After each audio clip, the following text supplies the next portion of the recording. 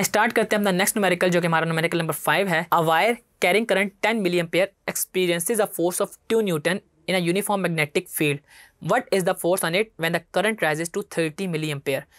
कि हमारे पास एक वायर है जिसमें हमारे पास इनिशियली करंट जो है वो 10 मिली एम्पेयर है और उसके ऊपर 2 न्यूटन की फोर्स लग रही है।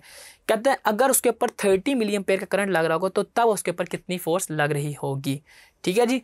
तो हमारे पास जो करंट है आई इनिशियल मैं कह देता हूँ इसको, वो कह देता हूँ 10 मिली एम्पेयर है, इनिशियली इतना लग रहा था, और आई फाइनल जो है वो मेरे पास है 30 मिली एम्पेयर। और हमारे पास जो फोर्स है वो इनिशियली 2 न्यूटन लग रही थी और आपने फाइनल फोर्स इसमें फाइंड करनी है। ठीक है जी। आपको ये समझ आया कि हमने इसमें इनिशियल और फाइनल कह दिया कि पहले एक करंट था, फिर बाद में इतना करंट हुआ, पहले इतनी फोर्स थी, तो हमने बाद की फोर्स को फाइंड आउट कर लेना है। आपको ये चीज़ पता है कि जो हमारे पास फोर्स है वो BIL साइन थीटा के इक्वलेंट होती है। तो अगर मैं इसमें इनिशियल फोर्स की बात करूँ FI की, तो वो BIL साइन थीटा के इक्वल होगी, और इसमें जो हमारे पास लेंथ है उसको हम सेम कह रहे होंगे क्योंकि हमारे पास जो कंडक्टर है उसकी सेम लेंथ थी।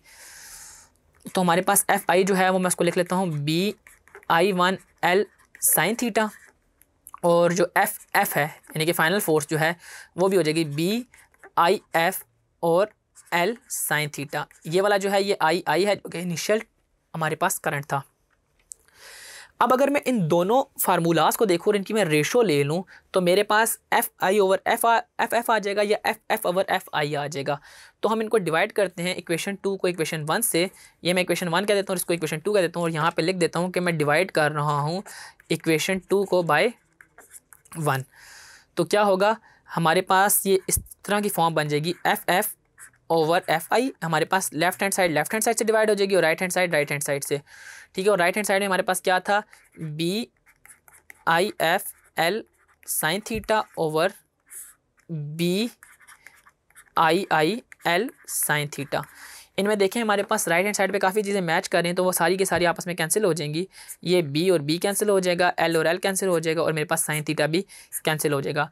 तो हमारे पास जो रिमेनिंग फार्मूला बचेगा वो बचेगा हमारे पास कुछ इस तरह का कि मैं इधर लिख सकता हूँ FF over FI is equal to IF over II, क्योंकि बाकी सारी की सारी चीज़ें आपस में कैंसिल हो गई थी। ठीक है जी। तो इसमें हमने FF फाइंड करनी थी, तो FF को मैं इधर ही लिख देता हूँ और FI मेरे पास राइट हैंड साइड में मल्टीप्लाई हो जाएगी आके। तो यहाँ पे मैं लिखता हूँ FI into IF over II। ठीक है जी।